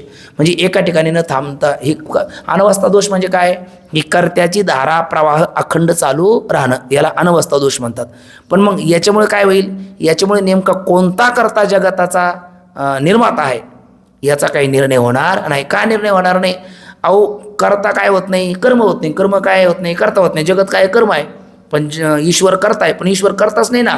याचा करता हा म्हणल्याच्या नंतर हा कर्म ठरला, याचा करता हा म्हणल्याच्या नंतर हाही कर्म ठरला. मग कोणता नेमका, कारण कर्म तर करता होत नाही, करता तर कर्म होत नाही. आणि ते हे सगळीच काय व्हायला लागली, कर्माकर्ता ठरायला लागली. प्रवाह अखंड चालू लागला. त्यामुळे कोणता करता त्यापासूनही जगतरूपी कर्म निर्माण झालं याचा निर्णय न होणं.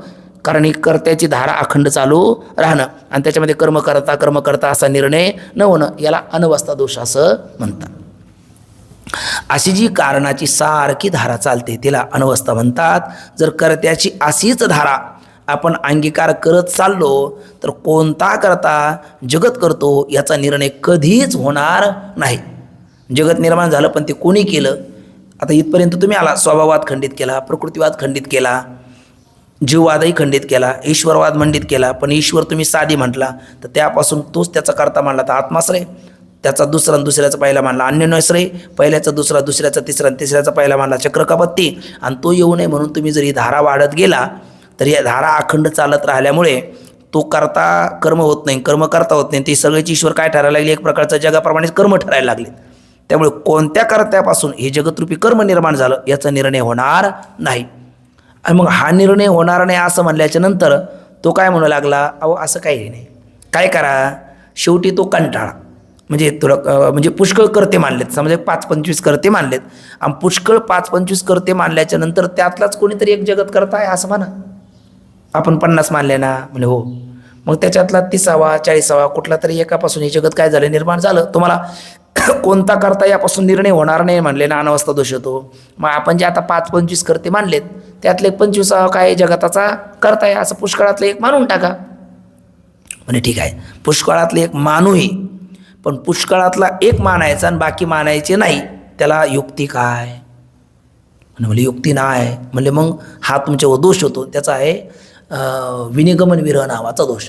युक्तीच तू योजना. ठीक आहे, आपण काय म्हटलो, हे कार्य समजा हा गट आहे ना, आणि हा गट आहे आणि या गटाचा कोण निर्माण करतो, म्हणजे कुलाल निर्माण करतो. आता किती कुलाल आहे म्हटली, इथे 10 कुलाल आहे. मग 10 कुलाल म्हटल्याच्या नंतर राम नावाचा कुलाल हा गट निर्माण करेल. म्हणजे का हो, तुम्ही 9 पैकी रामला स्वीकारलं, 9ला का त्यागलं? नाही म्हणजे त्यागलं का त्यागलं? नाही म्हणजे 9 जणांमध्ये ती योग्यता नाही. का योग्यता नाही? उत्तर द्या. नाही म्हणजे उत्तर देता येत नाही. अरे मग ती कुंभार आहे, हाही कुंभार आहे, कुंभार गट निर्माण करतो की नाही? मग 10 पैकी कोणीही निर्माण करू शकतो. रामाचीच तुम्ही योजना का केली? उत्तर द्या, युक्ती द्या. रामच काय योग्य आहे? उत्तर देता येत नसेल तर तो दोष आहे. तसं 25 कर्ते मानलेत, पण 25 कर्त्यापैकी कोणत्या, आता ही कर्त्याची धारा तर वाढत चालली, त्यामुळे पुष्कळातली वाढायला नको. पुष्कळातला 25वा एक करता आहे, तो तुम्ही करता माना किंवा 24वा माना, कुठलाही एक माना. पण कुठलाही एक माना मानताना इतर तुम्ही मानले नाही. मग एकच मानला, तो का मानला, तोच काय योग्य आहे? युक्ती द्या ना, तर्क द्या, तुम्ही सिद्ध करा. नाही म्हणजे ते सिद्ध तर करता येत नाही. मग ते सिद्ध करता न येणं म्हणजे योग्य युक्ती देता न येणं यालाच विनिगमन विरह नावाचा दोष म्हणतात. तो आता 5 नंबरला सांगतात बघा. विनिगमन विरह. आणि पुष्कळ कर्ते मानल्यावर त्यातील कोणीतरी एक करता की कोणीतरी एक जगत करता आहे असे मानून निर्वाह करावा, तर असे मानण्यात युक्ती काय? म्हणजे काहीच नाही. मग युक्तीच्या अभावासच विनिगमन विरह दोष असं म्हणतात. पण मग शेवटी आता तोही कंटाळलाच. कोण? उत्तर देणारा सुद्धा कंटाळला, कारण त्याने ईश्वर तर काय मानून बसला? साधी एकदेशी परिच्छिन्न. आणि मग त्याला विचारलं, तोच त्याचा कर्ता मानसेल तर आत्माश्रय कर्म कर्तृत्व दोष येईल. मग तो टाळण्याकरता दुसरा माना, दुसऱ्याचा पहिला मानला तर अन्योन्याश्रय येतो. तो टाळण्याकरता पहिल्याचा दुसरा, दुसऱ्याचा तिसरा, तिसऱ्याचा पुन्हा पहिला मानला तर चक्रकापत्ती येतो. तो टाळण्याकरता पुन्हा पहिल्याचा दुसरा हे असं वाढत गेला तर ते अनवस्था दोष येतो. त्याला कंटाळून मग तो म्हणू लागला, नाही 25वा माना. 25वा माना म्हटल्याच्या नंतर त्याला युक्ती काय? युक्ती देतात नाही, विनिगमन विरह नावाचा दोष होतो. पण या दोषाला हा कंटाळला आणि शेवटी कंटाळून तो त्या कर्त्याच्या धाऱ्यातील कुठेतरी विश्रांती मानलीच पाहिजे. ही धारा सगळं वाढत चालली ना, दुसऱ्याचा तिसरा 25, 30, 35 हे असं वाढतच राहणार. आणि मग त्या कंटाळून कर्त्याच्या धाऱ्याला कुठंतरी विश्रांती द्यावी असं ठरवून शेवटी काय म्हणायला लागला, हे बघा 25पर्यंत थांबू नका, 30पर्यंत जा. बरं ठीक आहे, गेलो 30पर्यंत, 35पर्यंत गेलो, 50पर्यंत गेलो. पण 50वा ईश्वर जो आहे ना, तोच जगताचा करता आहे, त्याच्यापुढे कोणीच नाही. म्हणले त्याच्यापुढे कोणीच नाही, म्हणले तोच करताय, तो फिक्स करताय, त्यानेच हे जगत निर्माण केलं असं तुम्ही म्हणा. ठीक आहे म्हणले, असंही म्हणू, असंही तू म्हणतो तसं आम्ही म्हणू. पण अगोदर जे 49 तू मानले, अगोदर 49 मानले ना, त्यांचं काय म्हणलं? त्यांचा द्या विचार सोडून. त्यांचा विचार सोडून दिला म्हणजे जेवायला निमंत्रण द्यायचं, रांगोळी घालायची, पाटही टाकायचा, आच्छरदाने मच्छरदाने, गुलाब पाणी, 10-5 माणसाचे तानात आणि काय सगळं करायचं. अगरबत्त्याचं घमघवाट, पाठीला पाठ, बसायला पाठ, सगळा थाट केला. आणि स्वयंपाक जेवण वाढायचं त्यावेळेला ती भाकरी, ती शिदुरी घेतली मावली म्हणतात, मागच्या दारातून ती निघून गेली. आता तिने सगळं केलेलं हे सगळं वाया गेलं का त्याला काही फळ प्राप्त झालं? अहो म्हणजे असं कसं, एवढा आदर केला, रांगोळ्या घातल्या, पाठ. अरे पण हे सगळे श्रम कशा करता होते? मूळ भोजन करता होते ना, आणि ते भोजन नाही भेटलं आणि बाकी सगळं केलं ते व्यर्थच गेलं ना. मग हे दोष येऊ नये याकरताच हे सगळं चाललं होतं ना. एकाचा करता कर्तृजन्य मानल्याच्या नंतर मग तू जे 49 पूर्वीचे मानले त्यांचा विचार सोडून द्या म्हणल्याच्या नंतर त्याचा दोष येतो. कोणता? त्याला म्हणतात प्रागलोप, अदर्शनम लोप असं लघु सिद्धांत कौमुदीतल्या संज्ञा प्रकारात पहिलं सूत्र आहे. तसं प्रागलोप येतं. प्राग म्हणजे पूर्वी मानलेले. किती? 50च्या अगोदर किती मानले? 49. त्यांचा काय झाला? लोप झाला ना. मग त्यांचे मानणं, त्याला तरी काहीतरी मानल्याकरता काहीतरी कारण प्रयोजन ठरलं पाहिजे ना. ते प्रयोजन निष्प्रयोजन ठरतील आणि ते निष्प्रयोजन ठरणं हा एक दोष आहे, आणि त्याचं नाव आहे प्रागलोप. हा दोष तुझ्यावर येईल असं त्याला शेवटी बोलतात. काय म्हणतात बघा, प्रागलोप म्हणजे अशी शेवटी कंटाळून त्या कर्त्याच्या धारेची कुठेतरी विश्रांती मानावी असे ठरवून ज्या कर्त्याच्या ठिकाणी धारेचा म्हणजे ही धारा, याचा करता हा, त्याचा करता तो, म्हणजे कोलाला म्हणजे नातवाचा करता बाप, बापाचा करता आजोबा, आजोबाचा पंजोबा, अशी जी शृंखला धारा चालत राहिली त्या कर्त्याच्या ठिकाणी धारेचा शेवट म्हणजे विश्रांती मानावी असे ठरवून, कंटाळून विश्रांती मानावी असे ठरवून ज्या कर्त्याच्या ठिकाणी धारेचा शेवट स्वीकारेल आणि तोच जगताचा करता मानणे योग्य आहे असे जर पूर्वपक्ष म्हणेल तर त्याला म्हणतात पूर्वीचे जे काही 5-25 आपण 49 म्हणलो ते जे ईश्वर मानले असतील ते सर्व काय होतील? हो, निष्फल होतील. आणि ते निष्फल होणं याचंच नाव आहे प्रागलोप, आहे ना. त्यांना काहीच प्रयोजन त्याचं सिद्ध न होणं याच प्रागलोप असे म्हणतात. मग प्रागलोप नावाचा दोष येईल. मग तोही म्हणायला लागलं खरंच आहे म्हणजे सदोष विधान जाणत्या लोकात मान्य होत नाही. मग त्या आत्माश्रयापासून ते प्रागलोप दोषापर्यंत हे सगळेच दोष येतील. कधी? ईश्वर एकदेशी परिच्छिन्न मानल्याच्या नंतर.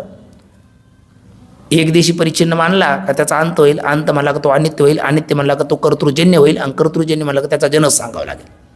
त्याचा जनक तो मानला आत्माश्रय येतो, दुसरा मानून दुसऱ्याचा पहिला मानला अन्योन्याश्रय येतो, पहिल्याचा दुसरा, दुसऱ्याचा पहिला, पहिल्याचा दुसरा, दुसऱ्याचा तिसरा, तिसऱ्याचा पहिला मानला का चक्रकपत्ती येतो, पहिल्याचा दुसरा, दुसऱ्याचा तिसरा, तिसऱ्याचा चौथा, चौथ्याचा पाचवा चालत राहा, अनवस्था येतो. नाही म्हणले एक त्यातला मानून टाका, पुष्कळातला एक माना, युक्ती देता येत नाही, विनिगमन विरह येतो. आणि कंटाळून या धारेला एका ठिकाणी विश्रांती द्या. ठीक आहे, दिले. पण मग जे अगोदर मानले त्यांचा विचार द्या सोडून, प्रागलोप नावाचा दोष होतो. अरे म्हटलं हे सगळं सदोष यायला लागलं, मग काय करा? त्याचा अर्थ एकच काम कर, ईश्वर हा अनादी मान. म्हणजे कुंभार साधी आहे, घट साधी आहे. हा म्हणले कुंभार साधी, घट साधी आहे, कारण त्याचा निर्माता ईश्वर आहे ना. पण ज्याने हे विश्व निर्मिले त्याला कोणी न निर्मिले? नाही म्हणले पती जन्माला माझे उदरी म्हटले की नाही. आता पती जन्माला माझे उदरी आद्य रूपातली भाषा आहे, आणि तोही ईश्वर. ठीक आहे, ईश्वर कसा आहे? ब्रह्मच एक अनादी आहे, ब्रह्मच एक अनादी आहे. बाकी सगळं जगत आणि जगदीश ईश्वरसुद्धा साधी आहे. पण येथे ब्रह्माला, त्या ईश्वराला अनादी म्हणत असताना उपाधी रूपाने म्हणत नाही. अधिष्ठान रूपाने ईश्वराचा अधिष्ठान कोण आहे? ब्रह्म आहे. बरं, ईश्वर कसा आहे? नित्यमुक्त आहे. आणि नित्यमुक्त या दृष्टीने पाहिलं तर तो कसा आहे? अनादी आहे. म्हणून तो ईश्वर जन्माला आला असं म्हणता येत नाही. मानला, परिच्छिन्न एकदेशी मानला, थोडक्यात ते साधी अनादी तूर्त बाजूला होते. ईश्वर जर परिच्छिन्न एकदेशी मानला तर तो अनित्य होतो, कर्तृजन्य ठरतो. कर्तृजन्य ठरला का त्याचा कर्ता सांगावा लागतो. कर्ता सांगायचा म्हणला तर तोच त्याचा कर्ता होत नाही. दुसरे मानत गेला हे सगळे दोष येतात. याचाच अर्थ काय? ईश्वर एकदेशी परिच्छिन्न नाही. कसा ईश्वर? व्यापक आहे. देशकाळ वस्तू भेद मावळाला, आत्मा निर्वाळाला ईश्वाकार, असं ईश्वर व्यापकच आहे असंच मानणं युक्तियुक्त आहे. बरं, व्यापक आहे याला श्रुती नाही का? शुभम विश्वतो वृत्वा अत्यतिष्ठ दशांगुलम श्रुती आहे. पुन्हा अथवा बहु नयतेने किं ज्ञातेन तवार्जुन विष्टभ्याहमेदं कृत्स्नमेकांशी नसते तो जगत स्मृती आहे. संतवाङ्मय आहे. काय विठ्ठल जळी स्थळी भरला हरिता ठावणाय उरला आजीव्या दृष्टीने पाहिला विठ्ठलाची.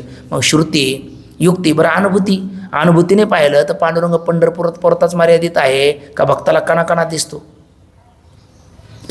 हरी येथे रे, हरी तेथे रे, हरी व्यापक सर्वा भूती रे. मग श्रुती, युक्ती आणि अनुभूतीने जो विठ्ठल व्यापक सिद्ध होतो तो परिच्छिन्न एकदिशी मानला तर एवढे सगळे अनर्थ येतात. आणि ते येऊ नये असं वाटत असेल तर जगताचा करता कोण नाही? जगत स्वभावता होत नाही, जड प्रकृती नाही, अल्पज्ञ जीव नाही, सर्वज्ञ ईश्वर आहे. आणि सर्वज्ञ ईश्वर काय नाही? परिच्छिन्न एकदेशी नाही. मग काय आहे? तो व्यापक सर्वदेशी असा ईश्वर आहे असं आता शेवटी बोलतात. म्हणून म्हणतात याप्रमाणे ईश्वराची उत्पत्ती अंगीकारली तर आत्मश्रय आहे ज्याच्या आधी आणि पुढचे 5 असे किती? 6 दोष येतात.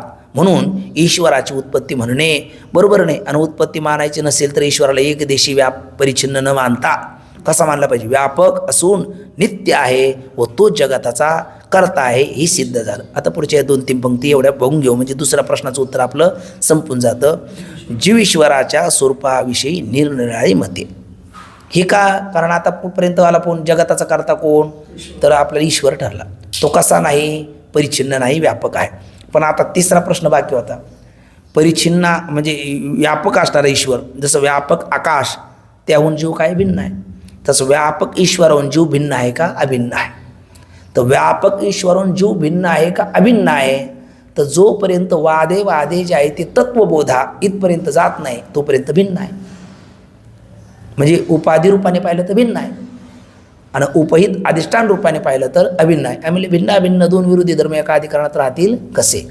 तर आमचं ठरलेलं आहे औपाधिक भेद वास्तव अभेदाची लाभाने करत नाही. मग उपाधी रूपाने पाहिलं तर व्यापक ईश्वरापासून जसं घटाकाश, मठाकाश, महाकाशाहून उपाधी रूपाने पाहिलं तर भिन्न आहे आणि उपाधी भाव बाजूला सरला तर ते काय? अभिन्न आहे. तसं व्यापक असणाऱ्या ईश्वराहून सुद्धा जीवात्मा हा भिन्न आहे का अभिन्न आहे? तर तो भिन्नाभिन्न आहे. म्हणजे उपाधी रूपाने पाहिलं तर भिन्न आहे, उपहित रूपाने पाहिलं तर अभिन्न आहे. आता घटाकाश आणि मठाकाश जरी वेगळे दिसले तर घटाकाश मठाकाश राहतात कुठं? महाकाशातच राहतात ना. मग महाकाशाच्या उदारातच राहणारे घटाकाश मठाकाश हे त्याहून भिन्न मानले पाहिजे का अभिन्न मानले पाहिजे? अभिन्नच मानले पाहिजे. तसं अनंत ब्रह्मांडे उदरीन हरी हा बाळक नंदाघरी. अनंत ब्रह्मांडे एका रोमी आईशी देंडे. मग हे अनंत ब्रह्मांड ते माया यशोदेला आपल्या उदारात मुखात तो परमात्मा दाखवतो की नाही? विश्वरूप दर्शनाच्या वेळेला अर्जुनाला दाखवलं की नाही? मग अनंत ब्रह्मांड बरोबर विराट ईश्वर आहे. जसं आपल्या पोटातले सगळे पदार्थ आपल्यात अभिन्न आहे आपल्याशी, तसं हे अनंत ब्रह्मांड त्याच्या उदारात आहे. अनंत ब्रह्मांडे उदरीन हरी हा नंदाघरी म्हटलेले ना. मग हे सगळं त्याच्या पोटात आहे, सगळं त्यात विराट. हे सगळं जगत म्हणजे काय? विराट रूप ईश्वराचंच एक रूप आहे. या रूपाने पाहिलं तर ते भावनेने पाहिलं तरी अभिन्न आहे, पण दिसतंय त्या रूपात उपाधी रूपाने पाहिलं तर ते भिन्न आहे. मग असा जो जीव ईश्वर हा भेद जोपर्यंत आहे आपल्याला प्रतीतील येतो तोपर्यंत ते भिन्न आहे, पण तत्विक दृष्टीने विचारांती ते काय आहे? अभिन्न आहे. मग त्या जीव ईश्वराचं स्वरूप काय ते तरी सांगा. भिन्न अभिन्न कळण्याकरता तर जीव ईश्वराचं स्वरूप आपली सरळप्रमाणे कल्पना अविद्यतेने झाला जीव, माय उपाधी शिव बोली जेती. घट उपाधी लागली ते घटाकाश झालं, मठ उपाधी लागली ते मठाकाश झालं. तसं अविद्यारूपी घटाची उपाधी लागली आहे ना, तो जीव झाला. आणि मायारूपी मठाची उपाधी लागली तो शिव झाला, पण ईश्वर झाला. पण त्याच्यामध्ये एवढाच फरक आहे, त्याच्यात 3 वाद प्रधान आहे: अवच्छेदवाद, आभासवाद आणि बिंब प्रतिबिंबवाद. या तिन्ही वादामध्ये उपाधी कोणती स्वीकारायची, किती स्वीकारायच्या हा भेद आहे. म्हणजे विशेषणात भेद आहे, पण विशेषात चैतन्य स्वरूपात कोणाचाच भेद नाही. बरं, मग काय भेद आहे तो सांगा. तर अवच्छेदवाद आणि आभासवाद हे दोन्ही दोन दोन उपाधी घेऊन जीव ईश्वराची म्हणजे माया आणि अविद्या ह्या दोन उपाधी घेऊन अवच्छेदवाद आणि आभासवाद दोन्हीमध्ये जीव ईश्वराची व्याख्या केलेली लक्षण केलेलं आहे. पण त्यातही अवच्छेदवादामध्ये जीवाचं ईश्वराचं लक्षण करताना माया अवच्छिन्न चैतन्य तो जीव आपले ईश्वर आणि अविद्या अवच्छिन्न चैतन्य तो जीव असं अवच्छेदवादी म्हणतात. आणि आभासवादी म्हणतात तसं नाही. मग साभास माया अवच्छिन्न चैतन्य तो ईश्वर आणि साभास अविद्या अवच्छिन्न चैतन्य तो जीव असं म्हणतात. म्हणजे काय केलं, आभास बाजूला काढला का तोच अवच्छेदवाद झाला आणि आभास टाकला का तोच आभासवाद झाला. म्हणजेच काय, कुटस्थ म्हणजे अविद्या अवच्छिन्न कुटस्थ चैतन्याला जीव म्हणतात आणि माया अवच्छिन्न ब्रह्मचैतन्याला ईश्वर म्हणतात. हे अवच्छेदवाद झाला. आणि आभासवाद कुटस्थ चैतन्य त्याच्या आश्रयाने असणारी अविद्या आणि अविद्येमध्ये पडलेलं कुटस्थ चैतन्याचं प्रतिबिंब तो जीव झाला आणि ब्रह्मचैतन्य त्याच्या आश्रयाने असणारे शुद्ध सत्व होती माया, मायामध्ये पडलेलं ब्रह्मचैतन्याचं प्रतिबिंब तो ईश्वर झाला. म्हणजे तीन तीन गोष्टी घेऊन जीव ईश्वराची संगती आभासवादाने केली, दोन दोन घेऊन जीव ईश्वराची संगती अवच्छेदवादाने. पण अवच्छेदवाद आभासवाद दोन्हीमध्ये जीव ईश्वराची संगती लावताना उपाधी दोन दोन घेतलेल्या आहेत, माया आणि अविद्या. पण जो बिंब प्रतिबिंबवाद आहे त्यामध्ये या दोन उपाधी घेतल्या नाही, त्याच्यामध्ये एकच उपाधी घेतलेली आहे. कोणती एकच उपाधी घेतलेली आहे, आज्ञान एकच उपाधी घेतलेली आहे. आज्ञान एक उपाधी घेऊन जीव आणि ईश्वर आणि ब्रह्म असे तिन्हीचा निर्णय आपला बिंब प्रतिबिंबवादामध्ये करून देतात. त्याच्याकरता एक संस्कृत विचारसागरामध्ये पंक्ती आहे, बिंब प्रतिबिंब पक्षे आज्ञानगत चैतन्य प्रतिबिंबो जीव आणि बिंब चैतन्यम ईश्वर बिंब चैतन्यम अस्मिन् पक्षे अपि चैतन्यस्य स्वरूपतः नास्ति भेद. म्हणजे या बिंब प्रतिबिंब म्हणजे जसं अवच्छेदवाद आणि आभासवाद या दोन पक्षामध्ये चैतन्य स्वरूपात भेद नाही, विशेषण कोणतं घ्यायचं या स्वरूपात भेद आहे. तसं बिंब प्रतिबिंबवादामध्ये देखील चैतन्य पक्षामध्ये विरोध नाही, उपाधी कोणती घ्यायची याच्यामध्ये विशेषण कोणतं स्वीकारायचं याच्यामध्ये. तर यांनी दोन दोन उपाधी स्वीकारल्या आणि यांनी आज्ञान एकच उपाधी स्वीकारली. म्हणजे अविद्या आणि माया याला एकच नाव दिलं अज्ञान. कोणत्या वादामध्ये, बिंब प्रतिबिंब वादामध्ये. मग तसं की आता हा आरसा आहे, आरशामध्ये आपल्याला आपलं मुख दिसतं. मग हे जे मुख आहे ना त्या मुखाला म्हणायचं ब्रह्मचैतन्य. समोरचा जो आरसा आहे त्याला म्हणायचं दर्पण, अज्ञानरूपी दर्पण. मुखरूपी ब्रह्म, आज्ञानरूपी दर्पण आणि आता राहिले कोण, जीव आणि ईश्वर. मग त्या मुखरूपी ब्रह्माचं अज्ञानरूपी दर्पणामध्ये जे दिसतं प्रतिबिंब त्याला म्हणायचं जीव. आणि त्या प्रतिबिंब सापेक्ष या मुखाला नाव आलं बिंब. मग बिंबस्थानी कोण, बिंबस्थानी ईश्वर, प्रतिबिंबस्थानी जीव, दर्पणस्थानी अज्ञान आणि मुखस्थानी ब्रह्म. असं एक अज्ञान उपाधी घेऊनच जीव ईश्वराची संगती सांगणारे कोण आहे, बिंब प्रतिबिंबवाद आहे. आणि या बिंब प्रतिबिंबवादामध्ये ईश्वर सत्य का जीव सत्य का ब्रह्म सत्य, तिन्ही सत्य. म्हणजे सत्यमेव जे आहे ते पण सत्य चार नसते. मग तीन कसे, अहो म्हटले त्यात अज्ञानरूपी उपाधीमुळे दर्पणात दिसणारं जे मुख आहे त्याला नाव काय आलं, प्रतिबिंब म्हणजे कंसात जीव. आणि तत्सापेक्ष याला नाव आलं बिंब कंसात ईश्वर.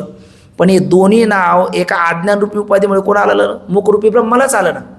म्हणून तुका म्हणे मुख नाही दर्पणात, संतोषाची मात दुसरी ते, दर्पणीचे दुसरे भासे परी ते असे एकची. ते दिसायला भिन्न आहे, असायला एकच आहे. कारण त्या ठिकाणी बिंब प्रतिबिंबवादामध्ये बिंबही सत्य आहे, प्रतिबिंबही सत्य आहे.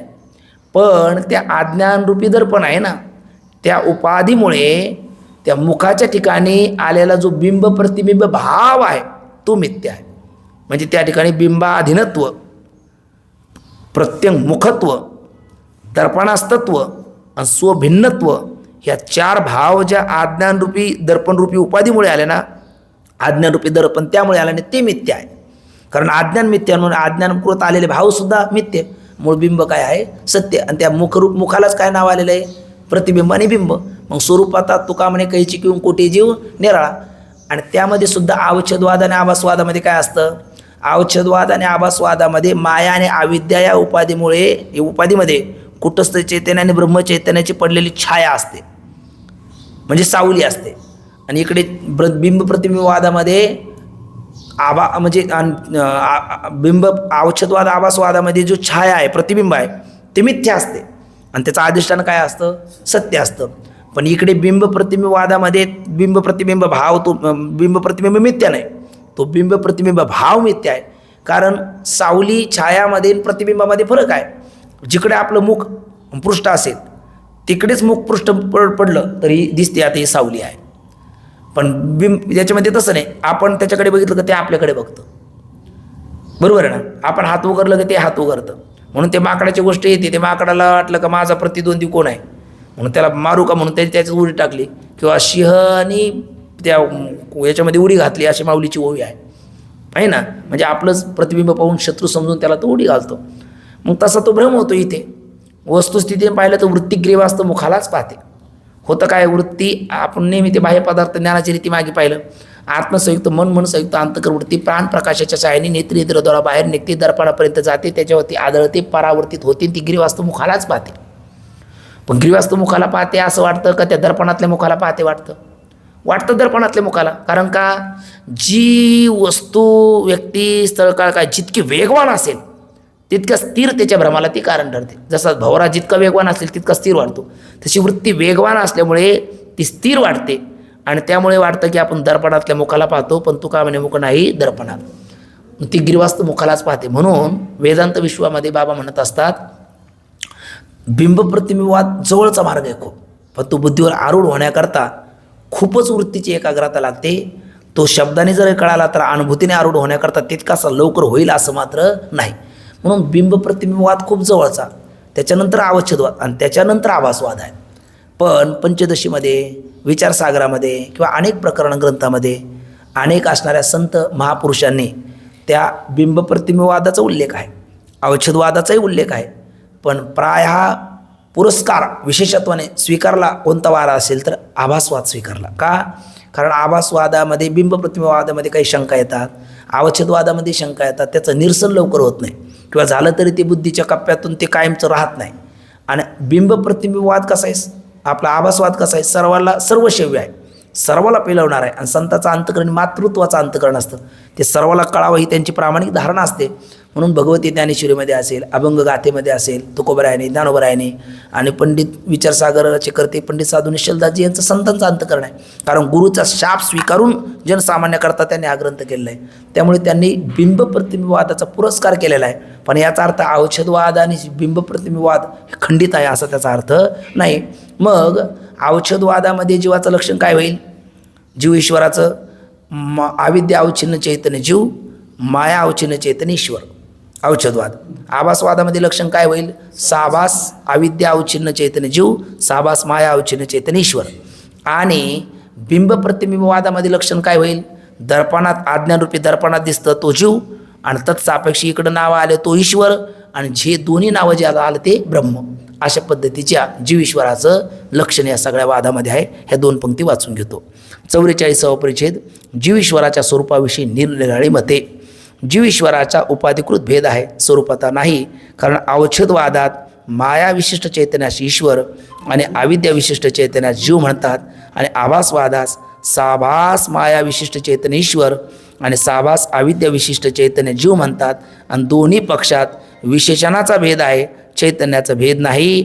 या रीतीने सर्वज्ञ, सर्वशक्तिमान, स्वतंत्र, व्यापक असा ईश्वर जगताचा करता आहे. सर्वज्ञ म्हणजे मुंगी का पावा मी घुंगरू बजे सोबे हल्ला सुनता आहे. सर्वशक्तिमान म्हणताना कर्तुम अकर्तुम आणण्यात कर्तुम त्रिवेद सामर्थ्याने संपन्न आहे. स्वतंत्र म्हणताना त्याला कोणाची परवानगी घ्यावी लागत नाही. आणि व्यापक म्हणताना देशकाल वस्तू भेद परिच्छेद विवर्जित आहे. कारण देश सुगत विजयते भेद रहितत्वम व्यापकत्वम असं वेदांताचं लक्षण आहे. असा ईश्वर हाच जगताचा करता आहे. कारण जेणे विश्व निर्मिले हे तुझ्या दुसऱ्या प्रश्नाचे उत्तर आहे. सांगितले कोणता? जगताचा करता कोण? आता प्रश्न तिसरा आहे, मुक्तीला येतो कोण? त्याचा विचार आपण उद्याच्याला करूया. पुंडलिक वरदार विठ्ठल, श्री ज्ञानदेव तुकाराम, पंढरीनाथ भगवान की जय. माऊली ज्ञानेश्वर महाराज की जय. जगद्गुरु तुकाराम महाराज की जय. सद्गुरु जोग महाराज की जय. ज्ञानदेव तुकाराम, ज्ञानदेव तुकाराम, ज्ञानदेव तुकाराम, ज्ञानदेव तुकाराम. तुकाराम तुकाराम तुकाराम तुकाराम. पुंडलिक वरदारी विठ्ठल श्री ज्ञानदेव तुकाराम. पंढरीनाथ भगवान की जय. माऊली ज्ञानेश्वर महाराज की जय. जगद्गुरु तुकाराम महाराज की जय. सद्गुरु जोग महाराज की जय. याला बंद करा बरं.